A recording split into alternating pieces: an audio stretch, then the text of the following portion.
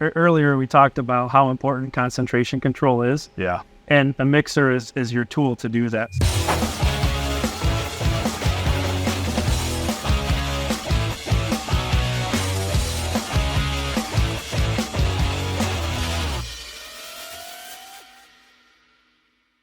Hi everyone, Justin Geach here with Master Fluid Solutions.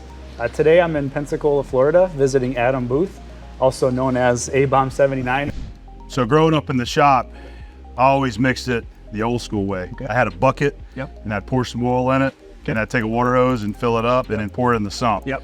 So we've kind of stepped up a little bit from there. Sure. We mounted the Hydro Blend mixing unit right here. We've got it properly plumbed in. I have a hose reel up here that it's piped into, so I can pull this to the machine. Okay.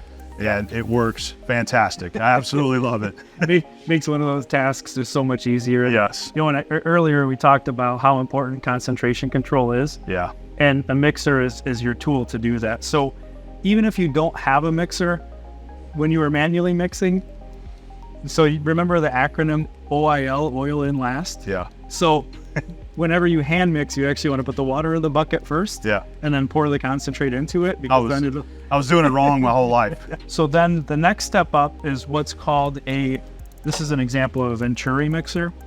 So there's several different options. Some have replaceable jets to get your concentration. This one has a nice dial, if you can see that in there. That'll show you concentration. And the way these work is there would be a pipe that goes down into your drum or your pail of coolant. Yeah. And as water flows into the mixer, it creates a venturi. So water flows through it and it draws coolant up and into the water stream. Okay.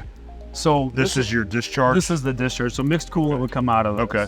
So this is kind of your first step into mixers is your venturi. And they're inexpensive. They do work well. One of the downsides and what you gain by going to a proportioning mixer is what changes in water pressure, changes in temperature, changes in viscosity, all affect the concentration coming out because it's a venturi effect. Yeah, okay. So that's your step for your smaller shops into coolant mixture or mixers rather than mixing it by hand. Okay. So that's very simple. Water comes in, drop it into your coolant, and then mixed coolant coming out. So you can basically just stick that right on top of your pail there. Yeah, right? yeah. There comes with a pipe that would go into either a pail or a drum. Yep. Gotcha. Okay.